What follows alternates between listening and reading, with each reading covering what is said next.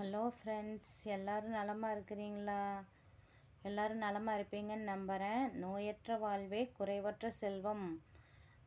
நம்ம நோய் இல்லாமல் வாழ்றதுக்கு நம்ம தினசரி உணவில் சத்தான உணவை எடுத்துக்கிறப்போ நம்ம நோய் இல்லாமல் பாதுகாத்துக்கலாம். இன்றைக்கி நம்ம பார்க்க போகிற பதிவு குழந்தைகளுக்கானது. 1 இயர் குழந்தைக்கு நம்ம என்ன மாதிரியான ஃபுட்டு கொடுக்கலாம் அப்படிங்கிறத பற்றி தான் நம்ம பார்க்க போகிறோம். 1 இயர் குழந்தை ஒரு சில குழந்தைங்க நடக்க மாட்டேங்குதும்பாங்க.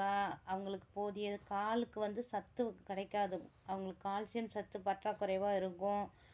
அதனால் நம்ம இந்த மாதிரி சத்தான உணவு கொடுக்குறப்ப அவங்க சீக்கிரமாக நடந்து பழகிடுவாங்க. எல்லா ஆக்டிவிட்டீஸ்லேயுமே நல்ல ஆக்டிவிட்டியாக இருப்பாங்க. அதுக்கு நம்ம என்ன மாதிரியான உணவு கொடுக்கலான்னா, முந்திரி, பாதாம், பிஸ்தா, திராட்சை இந்த மாதிரி உணவெல்லாம் நம்ம தினசரி உணவில் கொஞ்சம் கொஞ்சமாக சேர்த்துக்கிட்டே வரணுங்க. அது எந்த மாதிரி அந்த உணவில் என்ன சத்து இருக்குதுன்னு ஃபஸ்ட்டு பார்க்கலாம். அதுக்கப்புறம் அந்த உணவை எப்படி குழந்தைகளுக்கு கொடுக்கலாம், எந்த முறையில் கொடுக்கலான்னு பார்க்கலாங்க. முந்திரியில் ஆரோக்கியமான கொலஸ்ட்ராலும் நார்ச்சத்தும் இருக்குதுங்க. பாதாமில் கால்சியம், வைட்டமின் டி, மெக்னீசியம் சத்து இருக்குதுங்க. பிஸ்தாவில் புரதச்சத்தும் நார்ச்சத்தும் இருக்குதுங்க. இதில் இன்னும் ஆன்டி ஆக்சிடென்ட் அப்படிங்கிற ஒரு சத்து கண்ணுக்கு ரொம்பவே நல்லதுங்க. குழந்தைகளோட கண்ணுக்கு ரொம்ப சத்து. இந்த மாதிரி உணவை நம்ம கொடுக்கலாங்க. அடுத்து திராட்சை பிளட்டு இன்க்ரீஸ் ஆகிறதுக்கு உதவி செய்யுதுங்க. இந்த மாதிரி உணவையெல்லாம் நம்ம எந்த முறையில் செஞ்சு கொடுக்கலான்னா, எல்லாமே ஒரு அளவு எடுத்துக்கணுங்க. குறிப்பிட்ட அளவு தான் கொடுக்கணும். சத்து இருக்குதுங்கிறதுக்காக அதிகமாகவும் நம்ம எப்பவும் கொடுக்கக்கூடாது, சேர்த்திக்கவும் கூடாது. குழந்தைகளுக்கு என்ன அளவில் கொடுக்கலான்னா, பாதாம் பருப்பு 2, நான் ஒரு நேரத்துக்கு சொல்கிறேங்க. ஒரு நேரத்துக்கு இல்லை ஒரு நாளைக்கு கொடுக்குற அளவு சொல்கிறேன். பாதாம் பருப்பு 2, பிஸ்தா 2, முந்திரி 2, உலர் திராட்சை 5. இது கூட பொட்டுக்கடலை கொஞ்சம், ரவை 2 ஸ்பூனு சேர்த்திக்கலாங்க. இது கோதுமை ரவையும் சேர்த்திக்கலாம், இல்லை வெள்ளை ரவையும் சேர்த்திக்கலாம். எது வேணாலும் சேர்த்திக்கலாங்க, நம்ம விருப்பம்தான். இது எல்லாத்தையுமே பொன்னிறமாக வறுத்துக்கணுங்க. பாதாம், பிஸ்தா, முந்திரி தனியாக வறுத்துக்கணும், திராட்சையை தனியாக வறுத்துக்கணும். அப்புறம் ரவையும் பொட்டுக்களையும் தனியாக வறுத்துக்கணுங்க. எல்லாமே மிதமான சூட்டில் லேசாக வறுத்து எடுத்துக்கணுங்க. பொன்னிறமாக வறுத்து எடுத்துக்கணும். வறுத்தெடுத்து ஆற வச்சு இதை மிக்சி ஜாரில் நல்லா அரைச்சி சளிச்சு எடுத்துக்கணுங்க. சளிச்சு எடுத்து அந்த மாவை ஒரு ஏர் கண்டெய்னர் பாக்ஸில் நம்ம ஃபில்ட்ரு பண்ணிக்கலாங்க.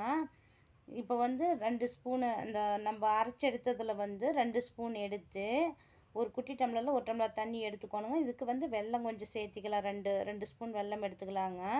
ஃபஸ்ட்டு அந்த மாவை கரைச்சி வச்சுக்கணுங்க. ரெண்டாவது ஒரு சின்ன டம்ளரில் 3/4 டம்ளர் தண்ணி எடுத்து அதை சூடு பண்ணி அதில் 2 ஸ்பூன் வெல்லத்தை கலக்கி வடிகட்டிக்கணுங்க. இல்லைன்னா அதில் தூசு குப்பையெல்லாம் இருக்கும். அதில் சூடு பண்ணி கரைச்சி வடிகட்டிட்டு அந்த தண்ணியை கொதிக்க வச்சு அதில் இந்த கரைச்சி வச்ச மாவை ஊற்றி நல்லா கிளறி விடணுங்க. நல்லா கெட்டியாயிருங்க.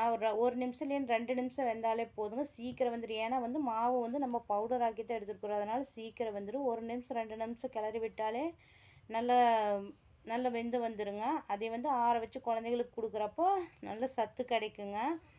இதில் நாட்டு சர்க்கரை இல்லைன்னா வெல்லம் தான் எடுத்துக்கணுங்க. வேறு எதுவும் வெள்ளை சர்க்கரையெல்லாம் எடுத்துக்கூடாதுங்க. அப்புறம் இந்த இனிப்பு குழந்தைங்க நிறைய குழந்தைங்க சாப்பிட மாட்டாங்க. இனிப்பு ஒவ்வொரு குழந்தைங்களுக்கு பிடிக்காது. அப்படி இருக்கிற குழந்தைங்களுக்கு நம்ம என்ன பண்ணலான்னா, உப்புமா மாதிரி செஞ்சு கொடுக்கலாங்க. இதில் 1 ஸ்பூனு வெள்ளை ரவை இல்லைன்னா கோதுமை ரவை, அது கூட நம்ம அரைச்சி வச்ச மாவு 1 ஸ்பூனு சேர்த்திக்கலாங்க. இந்த ரெண்டையுமே கலக்கி உப்புமா எப்படி செஞ்சு கொடுப்போமோ அந்த மாதிரி குழந்தைங்களுக்கு உப்புமா முறையில் உப்பு போட்டு இதே மாதிரி செஞ்சு கொடுக்கலாங்க. இதுவுமே குழந்தைங்களுக்கு ரொம்ப ஹெல்த்தியான ஃபுட்டு தாங்க.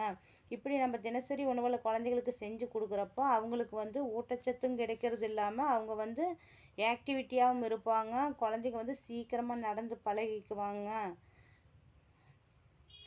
இந்த மாதிரி உணவை டெய்லியுமே கொடுத்துக்கிட்டு வரலாம் குழந்தைகளுக்கு. பெரியவங்களுமே எடுத்துக்கலாங்க. தேங்க்ஸ் ஃபார் வாட்சிங்.